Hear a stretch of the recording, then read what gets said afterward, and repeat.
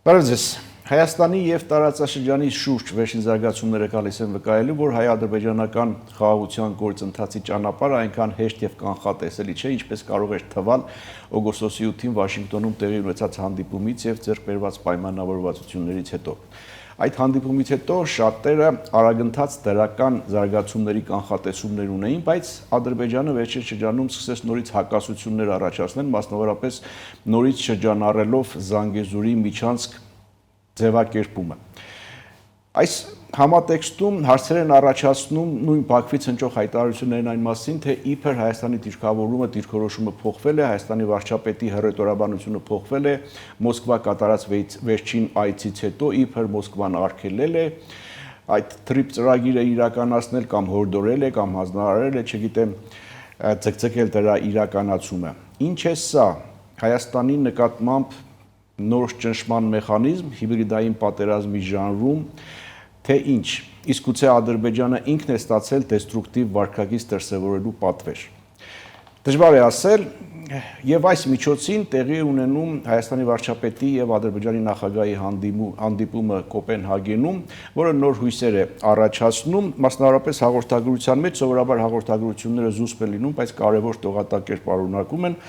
Հաղորդագրության մեջ ասվում է, թե Հայաստանի վարչապետը եւ Ադրբեջանի նախագահը կարևորել են տարածաշրջանում տրանսպորտային հաղորդակցության օգուտները, քննարկել են Ադրբեջանի տարածքում ենթակառուցվածքների զարգացման եւ Հայաստանի տարածքում թրիփ նախագծի իրականացման առաջընթացը։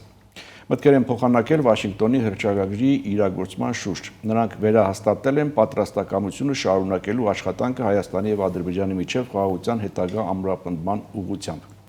Իսկ Հայաստանի ներսում ինչ իշխանությունը անընդհատ եւ շարունակաբար խոսում է կոնֆլիկտից զերծ, կոնֆլիկտազերծ պետություն կառուցելու անհրաժեշտության մասին, ընդդիմադիր շրջանակները շարունակում են մնալ նախընթաց տարիների տրամաբանության մեջ,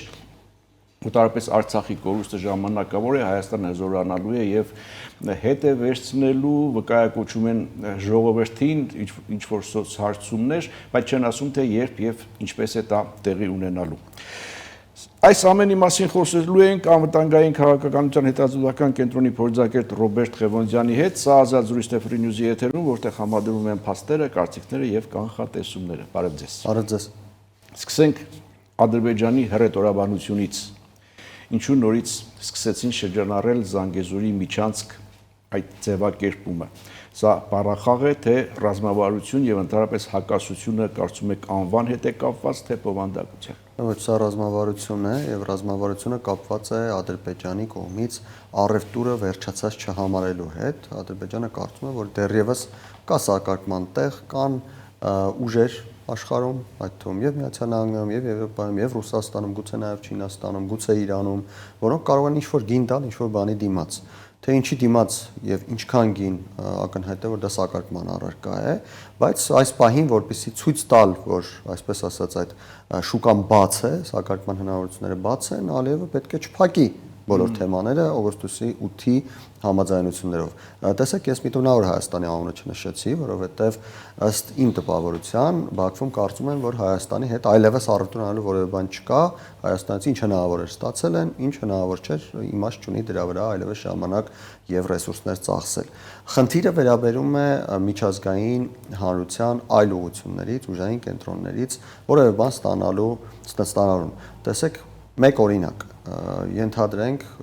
Ալիևը չէր հայտարարում նման բան, ստացվում է, որ հարցը փակված է եւ Ռուսաստանը փաստացի դուրս է մնում ընդհանուր առմամբ տրիպի տրամաբանությունից։ Առավել եւս, որ նախորդին մենք գիտենք,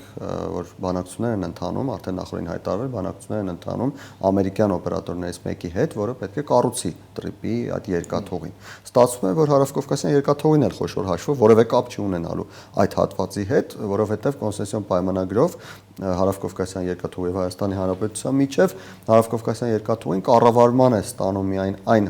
երկաթուղիները, որոնք կառուցում է ինքը։ Եթե կառուցելու է այլ օպերատոր, ապա Հարավկովկասյան երկաթուղին չի կառավարելու այն։ Իհարկե, թե Հայաստանի Հանրապետությունը հետագայում չորոշի դա նվիրել Հարավկովկասյան երկաթուղին, հուսանք, որ ներկա իշխանությունները նախորդների նման ռուսական ընկերություններին նվերներ չեն անի։ Եվ այս տրամաբանության մեջ տեսեք Ալիևի հայտարարությունը կարծես թե ցույց է տալիս, որ հարցերը դեռևս փակված չեն։ Եթե դուք ունեք շահագրգռվածություն, եկեք նստենք, սակարկենք, հասկանանք, թե ինչ կարող եք առաջարկել եւ ինչի դիմաց, ինչ եք ցանկանում, դա հնարավոր է թե հնարավոր չի, ինչ գնով է հնարավոր եւ այլն։ Այստեղ Հայաստանի գործողությունները, Հայաստանի աշխատանքը պետք է լինի այն, որ մենք նախ մի կողմից արագացնենք գործընթացները, փորձենք տեսեք տրիպի հարցում Հայաստանը եւ Միացյալ Նահանգներն են բանակցում, փաստացի Ադրբեջանը արդեն իր ստորագրությունը դրել է, նրա տակ ինչ կհամաձայնեցնեն Հայաստանը եւ Միացյալ Նահանգները։ Այստեղ է պետք արագացնել, աշխատանքներն է պետք արագացնել, սկսել, չէ՞ Փաշինյանը հայտարարում է, թե մենք դանդաղ ենք ամեն ինչ իրականացնում, բայց անդադար, բայց կան որոշակի ուղղություններ, կան որոշակի աշխատանքներ, որոնք կարելի է սկսել նույնիսկ այսօր, տեսեք հողային աշխատանքներ։ Խոսում է էքսկավատորի մասին, ինչու ոչ, կարելի է այդ էքսկավատորը տանել եւ որոշակի հողային աշխատանքներ կատարել։ Ի վերջո ինչ տարբերություն թե վերջում ով է այդտեղ կառուցելու այդ ճանապարհը, միևնույն է այդ հողային աշխատանքները պետք է կատարվեն, առավել եւս որ Միացյալ Նահանգները որոշակի գումար արդեն տրամադրել է։ Եվ երկրորդը Հայաստանի իշխանությունները պետք է շարունակեն պնդել եւ անընդհատ խոսել Վաշինգտոնյան համաձայնությունների եւ դրանցից շեղվելու անթույլատրելիության մասին, ինչը եւս որոշակի առումով արվում է։ Դուք ասում եք, որ Ալիևը նման գործելավոճով ցույց է տալիս, որ խաղը ավարտված չէ, որ սակարկության տեղ կա եւ այստեղ խորը թեմա է, կարելի է դիտարկել եւ Ռուսաստան եւ Իրան եւ Թուրքիա եւ Եվրամիություն եւ այլն։ Ես ասացի, որ գուցե նման գործելավոճի պատվեր է ստացել, այսինքն սա ընդհանուր մեկ փաթեթի մեջ դինեք կամ սեփական նախաձեռնությամբ նման վարկագից կամ պատվեր է ստացել ծեր ասած այդ ուժերից որևէ մեկից, բայց այստեղ կա Միացյալ Նահանգների հարցը, այսինքն Ալիևը փորձում է շոշափում է Միացյալ Նահանգների տրամադրությունը, Թրամփի տրամադրությունը, Թրամփը նման հարցերում կարծում եմ շատ նախանձախնդիր կլինի, այսինքն կոպիտ ժողովրդախոսակցական լեզվով ասած թռնել Վաշինգտոնյան պայմանավորվածությունների բացարձականացնենք Միացյալ Նահանգների դերը։ Նույն առևտուրը, որի մասին ես խոսեցի, որը կարող է օրինակ ունենալ Ռուսաստանի հետ որոշակի հարաբերություններ, կարող է ունենալ նաև Միացյալ Նահանգների հետ եւ տեսեք կան մեկնաբանման հարցեր, կան որոշակի հարցեր, որտեղ Միացյալ Նահանգները եւ Ադրբեջանը ունեն համաձայնություններ, տեսեք երկու համաձայնություններ նրանք են, չէ՞, եթե չեմ սխալվում իրար մեջ կենքել 907-րդ հոդվածի հետ կապված օրինակ, տեսեք Թրամփը հայտարարեց, որ կասեցնում է դա, բայց կոնգրես չի ներկայացվել 907-րդ բանաձևը կասական վերացնելու վերաբերյալ նախաձեռնություն։ Ավելին կոնգրեսը ներկայացվել ադրբեջանցի պաշտոնյաների նկատմամբ պատժամիջոցներ սահմանելու նախաձեռնություն բանաձև եւ ստացվում է, որ այստեղ եւս կա առևտրի որոշակի տարածություն։ Նույնիսկ այդ համաձայնություններից հետո հնարավոր բոլոր կողմերից քամել հնարավոր է առավելագույն։ Ես կարծում եմ դա շատ նորմալ է եւ ցանկացած պետության ղեկավար պետք է փորձի առաջին հերթին իր համար, դա նորմալ է, սուբյեկտիվ են։ Հայաստանի արձագանքը ինչպիսին է, բավարար է թե ոչ։ Հայաստանի արձագանք ասելով դու այդ արձագանքը եղավ տարբեր հարթակներում, սկսած եւ Եվրախորհրդի խորհրդարանական վեաժողով եւ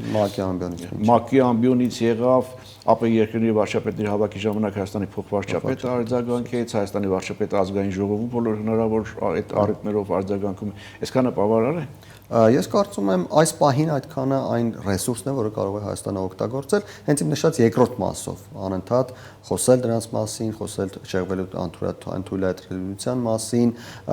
փորձել միջազգային հանրության արձագանք հավաքել այս խնդիրների նկատմամբ եւ շատ լավ է, որ այդ մասին հայտարարեց եւ այդ մասին խոսեց Հայաստանի վարչապետը ՄԱԿ-ի ամբիոնից ԵԽԽՎ-ում խոսեց, շատ լավ է պատասխանը պահպանողականների կուսակցության Մեծ Բրիտանիայի ներկայացուցչին, որտեղ նորից խոսեց Զանգեզուրի միջանցքի եզրույթի անթույլատրելիության մասին։ Դրանք բոլորը գործընթացի առանձին բաղադրիչներն են, որոնք ծածկում են իմ կարծիքով այդ երկրորդ բաղադրիչը կապված աշխատանքի հետ միջազգային հանրությունում։ Իսկ առաջին բաղադրիչը ես կարծում եմ թերի է իրականացվում, սա արդեն աշխատանքները արագացնելու հետ կապված հարց։ Կոնկրետ հողի վրա աշխատանքների մասին։ Տեսեք, հողի վրա աշխատանքները ավելի շատ պետք են հանրության համար, որպեսզի հանրությունը տեսնի, որ աշխատանքի իրականացում եւ որոշակի կայունության, անվտանգության, անշրջելիության վերաբերյալ համոզվածություն ձևավորվի հանրության մոտ։ Բայց մինչ այդ կան նաեւ այլ աշխատանքներ, որոնք կարելի է իրականացնել։ Պատվիրել պլանավորում, այդ պլանավորումը ի վերջո իրականացնել, որոշումներ կայացնել եւ այլն։ Արդյոք այն ինչի մասին խոսում ենք Ադրբեջանի այս գործելավոճը, այդ համատեքստում պիտի դիտել նաեւ Բաքվից հնչող հայտարարությունները, ինչի մասին ես վկայություն, խոսքը մասնավորապես Ադրբեջանի նախկին արտգործնախարար Սուրբ Ղարովի հայտարարության մասին է։ Այստեղ մի փոքր այլ ենթատեքստ էլ կա, եկեք հիշենք, որ նախկինում գոնե մինչև վերջին երևի 5-6 տարիները բոլոր նշանակումները թե Հայաստանի Հանրապետությունում, թե Ադրբեջանում կատարվել են, եթե ոչ Ռուսաստանի ցուցումով, ապա գոնե Ռուսաստանի զայրույթը չհարուցելու համար եւ կարելի է համաձայնեցմամբ, այո, եւ այս տրամաբանության մեջ Զուլֆուղարովը եւս Զուլֆուղարովին եւս կարելի է համարել Ռուսաստանի լոյալ քաղաքական գործիչներից մեկը եւ ինչու ոչ կարելի է նրա հայտարարությունները դիտարկել հակառակ տրամաբանության մեջ, տեսեք, Զուլֆուղարովը փորձում է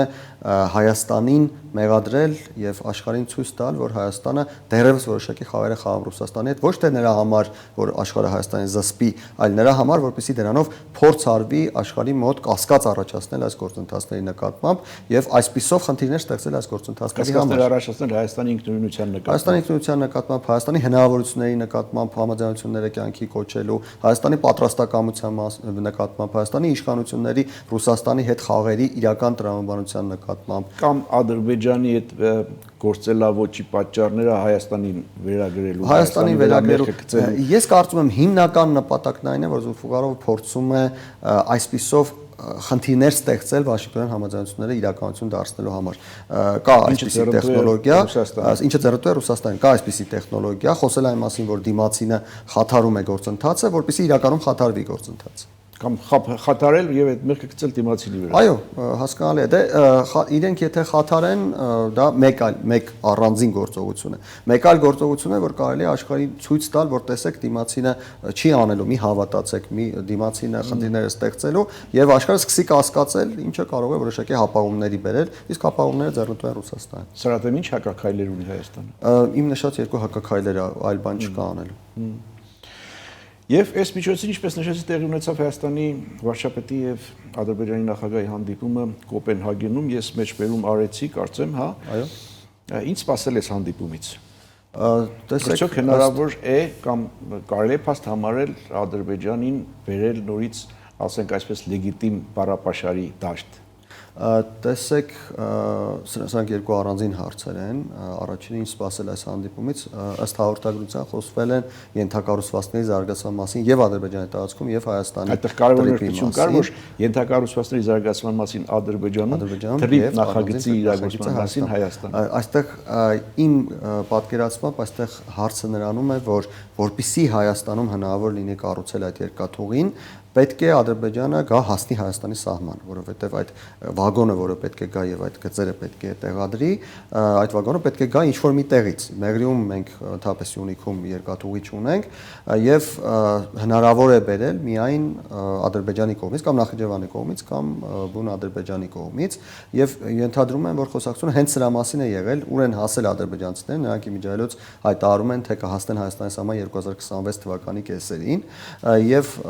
երբ հասնեն այդտեղ, հետո ինչ ժամանակում, ինչպես եւ այլն, ինչպես է հնարավոր շարունակել արդեն Տրամպի ուղու իրականացումը Հայաստանի տարածքում, հավանաբար սրա մասին եղել խոսակցությունները, եթե այսպիսի առարկայական խոսակցություններ են եղել, կարելի է բավական լուրջ հույսեր ունենալ, որ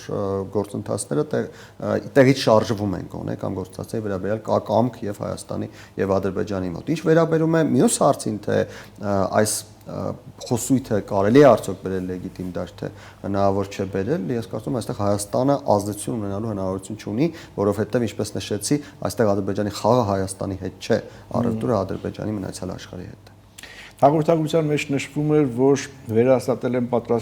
պատրաստակամությունը շարունակելու աշխատանք Հայաստանի եւ Ադրբեջանի միջև խաղաղության հետագա ամրապնդման ուղղությամբ։ Այս համատեքստում ինչպես կմեկնաբանեք Հայաստանի կառավարության մոտեցումը կոնֆլիկտազերծ պետություն ստեղծելու անհրաժեշտության մասին։ Ինչ է նշանակում այդ կոնֆլիկտազերծ։ Փոքր դատարից հետո շարունակենք, կվերադառնանք վայրկյաններ անց։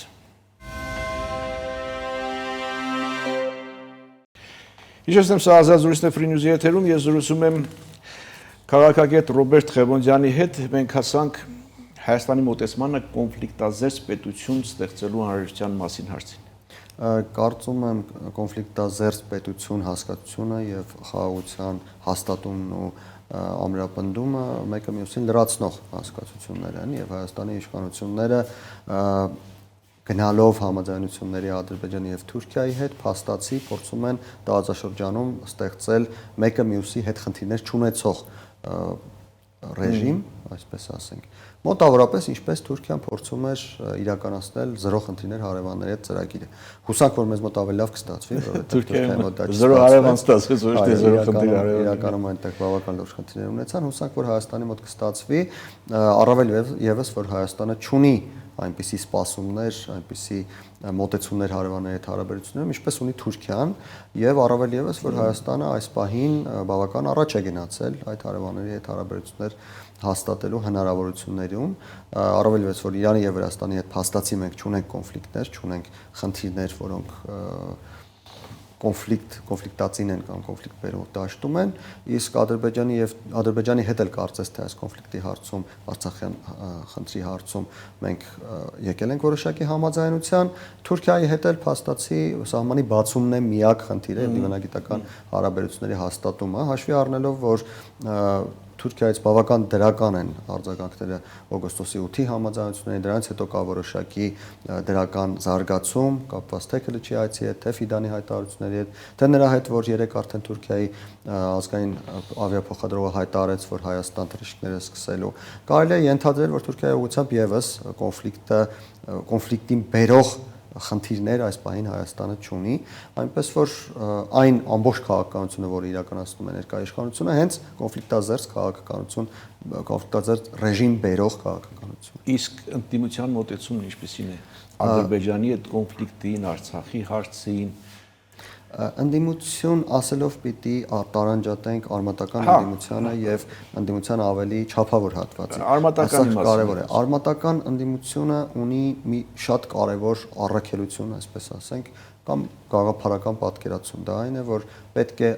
ինչ ուզում են անել իշխանությունները, նրանց պետք է քննադատել եւ հայտարարել, որ սխալ են անում։ Ես համոզված եմ, եթե Հայաստանի իշխանությունները խոսեին Արցախի հետ բերելու մասին, ընդդիմությունը ընդհակառակը խոսել էր խաղաղության մասին, բայց քանի որ ստացվել է այնպես, որ Հայաստանի իշխանությունները կոնֆլիկտազերծ խաղաղության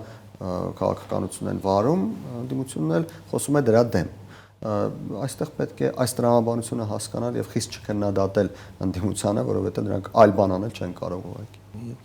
Ինչպես եք մեկնաբանում վարչապետի հայտարարությունը այն մասին, որ Արցախի հարցը գործիքայնացվել է տարբեր պետությունների կողմից եւ որ այն թոք է եղել Հայաստանի պետություն, բառացի չեմ ասում թույլ չտալու համար։ Ես նշեմ, որ այն, որ Արցախի հարցը օգտագործվել է Հայաստանի դեմ, դա նորություն չէ եւ այնպես չէ որ Փաշինյանն է դրա մասին ասում եւ դրանից հետո է դա իրականություն, իսկապես Արցախի հարցը, ինչպես օրինակ հայոց ցեղասպանության հարցը եւ բազմաթիվ այլ հարցեր օգտագործվել են տարբեր պետությունների կողմից, բայց դա նորմալ է։ Ցանկացած պետություն իր շահերին համաձայն փորձում է օգտագործել այն գործիքները, որը ունի։ Եվ Հայաստանն էլ իր հերթին պետք է կարողանար եւ այսօր պետք է կարողանա հնարավոր ռեսուրսների շրջանակներում այդպիսի խնդիրներին համարժեք պատասխան տալ։ Այլ հարց է, որ Արցախի հարցը մեկ այլ հարց էր, Արցախի հարցում Հայաստանի Հանրապետությունը ուներ այլ շահագրգռվածություն, այլ մոտեցում, որը փաստացի մեզ բերեց եւ հասցրեց այս վիճակին, որը կա։ Ես նկատի ունեմ, որ այն մոտեցումը, որը կար Հայաստանի Հանրապետությունում եւ Արցախում, Արցախի հարցի վերաբերյալ սխալ էր։ Իհարկե խոսքը նրա մասին չի թե մենք պետք է ի սկզբանե հրաժարվեինք Արցախից, խոսքը նրա մասին է, որ այն ինչ մենք ընտրել էինք Արցախի անկախություն, դա բերեց սպարտության։ Եվ այստեղ Փաշինյանի խոսքերը այն մասին, որ դա օգտագործվել է մեր դեմ եւ այն, որ ի վերջո Արցախում մեր քաղաքականությունը բերեց պարտության, մեկը մյուսին զուգահեռ են եւ մեկը մյուսի հետ չի հատվում, մեկը մյուսին չի վնասում, մեկը մյուսին չի խանգարում, մեկը մյուսին չի հերքում։ Ի վերջո Հայաստանի Հանրապետությունը տարիներ շարունակ աշխատել է, որպեսզի կարողանա հաջողության հասնել այս հարցում։ Մյուս երկրներն էլ տարիներ շարունակ այդ հարցը, քանի որ այդ հարցը գոյություն էր, օգտագործել են Հայաստանի որոշակի հարցերում Հայաստանին ճնշելու, Հայաստանից զիջումներ կորզելու համար։ Եկեք հիշենք Եվրասիական տնտեսական միությունը։ Ինչ էր ասում Հայաստանի երրորդ նախագահը, երբ այդքան երկար աշխատանքից հետո չստորագրեց ասոցիացիան համաձայնագրը եւ գնաց եւ մտավ Եվրասիական տնտեսական միություն։ Նա խոսում էր անվտանգության մասին։ Եվ այդ ժամանակ էլ ասում էին լավ անվտանգություն, բայց ինչու Արցախի հետ չենք ասում, որ Արցախը Հայաստանի չէ։ Հասկանալի է, դա հարցի մյուս կողմն է Արցախի մասը։ Այստեղ հարցն այն է, որ անվտանգությունը, ինչը վերաբերում էր առաջին հերթին Արցախին, օգտագործվեց Հայաստանի նկատմամբ, որպեսզի Հայաստանին թույլ չտան այն ճանապարհը, որը նա անցել էր, ավարտեր ասոցիացիան համաձայնագիր ստորագրելով եւ քաշեն մտցնեն այդ խայտարակ ակումբ, որի վթարները միջև այսօր այլ կերպ չեմ կարող անվանել, մենք բայելում ենք։ Եվ սա ապացուցում է, այս մեկ օրինակը, թե բազմաթիվ են օրինակները, ապացուցում է այն, ինչ Փաշինյանը ասում։ Իսկ փաստականների վերադարձի անիրատեսականության մասին Հայաստանի վարչապետի մոտեցումը, դիրքորոշումը սրա հետ հաշտեք։ Տեսեք, գոյություն ունի այսպիսի մի տրամաբանություն։ Արցախը Ադրբեջանը վերցրել է իր տիրապետության տակ։ Ցանկացած մարդ, ով ցանկանում է գնալ ապրել Արցախում, ստիպված է լինելու ընդունել Ադրբեջանի օրենքները, Ադրբեջանի մոտեցումները, իսկ այդ օրենքները, մոտեցումները նշանակում են մեկ բան, որ ցանկացած ընտանիք, օրինակ, որը գնա կապրի Արցախում, իր որդուն ուղարկելու է ադրբեջանական բանակ, իր երեխան գնալու է ադրբեջաներեն դպրոց։ Եվ մենք այս ամենը հասկանում ենք, պատկերացնում ենք, իսկապես անիրատեսական է այդ մարդկանց վերադարձը Արցախ։ Մյուս կողմից, եթե արցախահայությունը կարողանա միջազգային հարթակներում, երկար գործընթացների արդյունքում եւ նաեւ աշխարհակաղակական իրավիճակը փոխվի, որովհետեւ այսօր դա հնարավոր չէ, ստանալ այնպիսի որոշումներ, այնպիսի պարտադիր նորմեր եւ նաեւ ստանալ երաշխիքներ, որ այդ նորմերը կատարվեն Ադրբեջանը, որոնք կարողանան որոշակի ինքնավարության սահմաններում ապրել այնտեղ, այսինքն իրենց որդիներին չուղարկել ադրբեջանական բանը։ Իրատեսականության նշույլ ունի դա, որ նման նորմեր կլինեն, նման երաշխիքներ կլինեն, նման երաշխիքներ ստեղծելու ինչ-որ երաշխավոր մեխանիզմներ կստեղծվեն եւ այլն։ Ես պիտի նշեմ, այսօր 2025 թվականի հոկտեմբերի 2-ն է։ 2025 թվականի հոկտեմբերի 2-ի դրությամբ իրատեսական չէ, բայց մենք չգիտենք, թե վաղը աշխարհը ինչպես է փոխվելու։ Ես դրա համար եմ նշում անպայման միջազգային հարաբերություններում հավասարակշռության հաստատումից եւ թե ինչպիսի հավասարակշռություն կլինի, դրանից հետո կարելի է մտածել դրա մասին։ Լավ, տեղեկություն տարածվեց այն մասին, որ Հայաստանի Հանրապետության ազգային ժողովը արտահայտ նիստ է գումարում Հայաստանի եւ Ադրբեջանի միջև հաստատված խաղաղության վերաբերյալ հայտարարություն ընդունելու օրակարգով։ Սրա հետ կապված ինչ դիտարկումներ կարող են լինել, ինչու արտահայտ նիստով հայտարարություն ընդունել, սա ինչ ուղերձ է, ում է ուղղված։ Սա Հայաստանի ազգային ժողովի գործառույթներից մեկն է, հայտարարություններ ընդունել տարբեր հարցերի վերաբերյալ, որոնք կներկայացնեն օրենսդիր մարմնի դիրքորոշումը որպես իշխանության մարմիններից մեկը, եւ սա տեղավորվում է իմ նշած այդ Հայաստանի երկու արձագանքներից մեկի շրջանակներում, առ այն, որ Հայաստանը խաղաղության գործընթացի վերաբերյալ անընդհատ պետք է իր դիրքորոշումները հայտնի, իր հնարավորությունների, ռեսուրսների սահմաններում փորձի թույլ չտալ, որպեսզի խաթարվի այդ գործընթացը եւ նույն Զուլֆուղարովները կամ Ադրբեջանից այլ պաշտոնյաներ կամ Ռուսաստանից այլ պաշտոնյաներ փորձեն արգելակներ դնել այս գործընթացի իրականացման շրջանակներում եւ ազգային ժողովի կողմից նման հայտարարության ընդունումը եւս մեկ փաստացի ուղերձ է աշխարհին, որ Հայաստանը հավատարիմ է կայացված համաձայնություններին եւ Հայաստանը պատրաստ է աշխատել հետագայում նաեւ դրանց իրականացման ուղղությամբ։ Ուժեր նման բան անել։ Ես կարծում եմ, այո, ինչպես օրինակ Փաշինյանի հայտարարությունները, փոխվարչապետի խոսքերը Մոսկվայում, սա էլ այդ նմանատիպ պատասխաններից ուղերձներից մեկն է։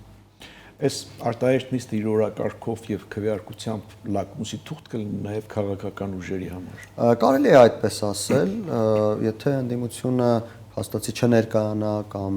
կողմ չքվեարկի, ներկայանա, բայց կողմ չքվեարկի, դա ցույց կտա, որ ընդդիմությունը հաշտ չէ ընդհանուր առմամբ խաղաղության օրակարգի հետ, հաշտ չէ Վաշինգտոնում ձեռք բերված համաձայնությունների հետ, ինչից ես հուսով եմ, որ Հայաստանի Հանրապետության ժողովուրդը հետևություններ կկատարի 2026 թվականի հունիսին։ Այս հարցը նաև նախընտրական շրջանում կլինի հիմնական բանավեճի թեմաներից։ Դրա համար ես նշեցի 2026 թվականի հունիսին Հայաստանի ժողովուրդը հերթական անգամ պետք է իր կամքը արտահայտի, թե որ քաղաքական ուժերին է տեսնում Հայաստանը ղեկավարելու դիրքերում եւ նախընտրական ժամանակաշրջանում իսկապես այս հարցը լինելու է շատ կարեւոր, ընդ որում ես համաձայն չեմ իշխանության եւ անձամբ Փաշինյանի տեսակետին, թե կարևոր է լինելու խաղաղություն, ոչ խաղաղություն դիսկուրսը։ Շատ ավելի կարևոր է լինելու ժողովրդավարություն, ոչ ժողովրդավարություն դիսկուրսը։ Ավելի քան խաղաղություն, ոչ խաղաղություն դիսկուրսը, որովհետեւ Հայաստանի ժողովուրդը կապում է Քարոզաշավի կասի ոչ ժողովրդավարությունի։ Բոլոր ռուսամետները օրինակ, ռուսամետները ոչ ժողովրդավար են։ Կարևոր չի, որ իրենք ասեն։ Եթե իրենք խոսում են այն մասին, որ իրենք պատկերացնում են Հայաստանը Ռուսաստանի հետ միության կազմում, հնարավոր չէ դրանից հետո ինչքան ուզում են ասեն, որ ժողովրդավար իրենք ուզում են ժողովրդավար։ Դե չեն ասի Ռուսաստանի հետ միության կազմում, կասեն վերականգնել, խորացնել հարաբերությունները մեր ավանդական տաշնակիցների հետ։ Մի ոչ այնքան adekvat իմ գնահատմամբ տեղական ինքնակառավարման մարմնի ղեկավար ունենք, որը ժամանակ առ ժամանակ արդեն 2 անգամ եթե չեմ սխալվում, հայտարարում է, թե Ռուսաստանի հետ միությունը մեր փրկությունն է եւ նմանատիպ ինչ-որ բաներ հայտարարում։ Այդ մարդը ինչքան ուզում է խոսի ժողովրդավարությունից, մարդիկ հիմար չեն, մարդիկ հասկանում են, որ այս մարդը ժողովրդավարության դեմ է իրականում։ Նույն տրամաբանության մեջ ցանկացած ռուսամետ ուժ, եթե խոսի ոչ ժողովրդավարությունից, խոսի ռուսամետությունից, դա իր հետ տրամաբանորեն կբերի այն, որ իրենք ժողովրդավարության դեմ են, բայց թե ինչու է խնդիրը ժողովրդավարություն ոչ ժողովրդավարության դաշտում եւ ոչ թե խաղաղություն ոչ խաղաղություն դաշտում, որովհետեւ ժողովրդավարությունը Հայաստանի ժողովուրդը արդեն այսօր կապում է խաղաղության հետ եւ ոչ ժողովրդավարությունը կապում է պատերազմի հետ։ Եվ այս խոսույթը ինքնաբերաբար բխեցնելու է հենց խաղաղություն ոչ խաղաղություն տրամաբանություն։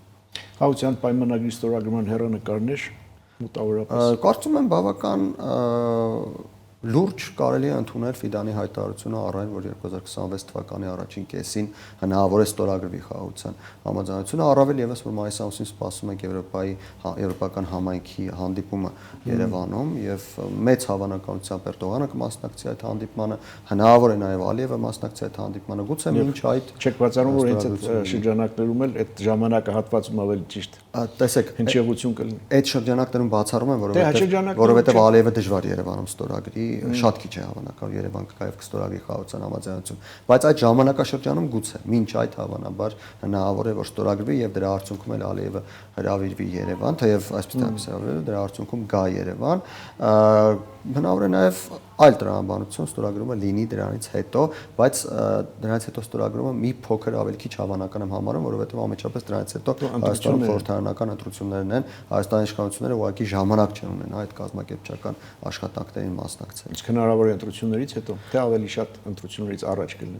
Ես ավելի շատ կապում եմ եվրոպական համայնքի հանդիպման հետ, քան Հայաստանում ընտրությունների հետ, եւ այս տրամաբանության մեջ գուցե ամեն դեպքում, եթե ընտրությունները այդ եվրոպական համայնքի հանդիպումից հետո են, հավանաբար ընտրություններից առաջ մի փոքր ավելի հավանական է, քան ընտրություններից հետո, եթե իհարկե Բաքվում որոշել են, որ ստորագրելու են, որովհետեւ շատ հնարավոր է Բաքվում դեռևս ցանկանում են ցկցկել, այդ դեպքում ոչ ընտրություններից առաջ ցկցկել տեսնենք։ Այո, ժամանակ ցույց կտա։ Շնորհակալ եմ զրույցի համար։ Ես եմ շնորհակալ։ Հետևենք իրադարձությունների զարգացումներին, սա Ազատ զրույցներ Free News-ի եթերում, ես զրուցում եմ անվտանգային քաղաքականության հետազոտական կենտրոնի փորձագետ Ռոբերտ Խեմոդյանի հետ, կհանդիպենք։